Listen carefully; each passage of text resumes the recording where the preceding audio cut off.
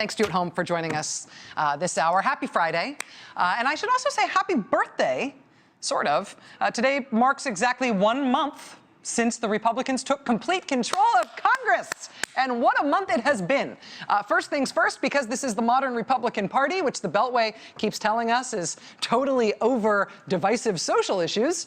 The very first thing that the Republican Congress moved on after they got control in Washington was abortion. They introduced 5 or 6 different abortion bans or abortion restrictions right off the bat at the start of the new Congress. Then they decided that the one they were going to run with would be a federal nationwide 20-week ban on abortion. They ran it through committee. They put it on the schedule. It was going to go to the floor of the House for a vote. And then they yanked it. They pulled their own bill.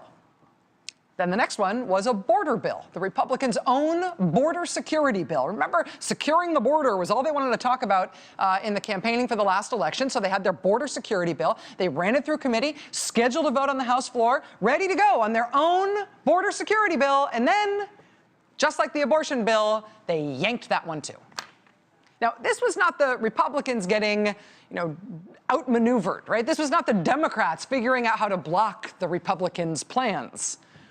This was just the Republicans doing this to themselves. This was the Republicans on their own not being able to get it together to pass their own legislation with only their own votes. They couldn't do it. There's also this manufactured crisis at the Department of Homeland Security. They started this new Congress 1 month ago today, knowing that Homeland Security is due to run out of money at the end of February. It's only funded till the end of this month.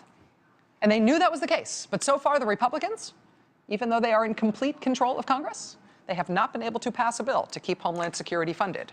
And right now, apparently, there is no plan for doing that.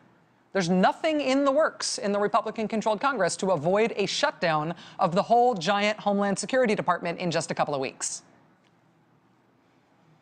Now, to be fair, in this month that the Republicans have been in charge, they did manage to pass a bill to force the construction of the Keystone Pipeline. They passed it as gas prices dropped below $2 a gallon, as new poll numbers came out showing that even Republican voters want political action to combat climate change. And they passed the bill at the end of a 3-week period in which there were no fewer than 5 significant pipeline explosions and ruptures in our country, including one rupture of a North Dakota pipeline that was less than a year old. And that rupture caused the largest spill of its kind in state history. And then right after that, okay, everybody ready to vote on Keystone? Does it seem like a good time now? Even before they took that vote, President Obama announced he would veto the bill. So they did pass that one. It's going nowhere.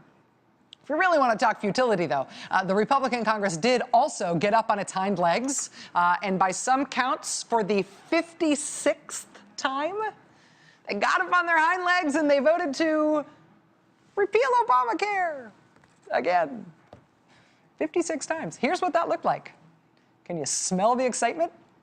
As the Washington Post summed up, for much of the debate on repealing Obamacare for the 56th time, for much of the debate on Tuesday afternoon, no more than a dozen seats were occupied on the repeal it side of the House. More than once, the Republican Party had nobody available to speak on their side as they geared up to do it one more time.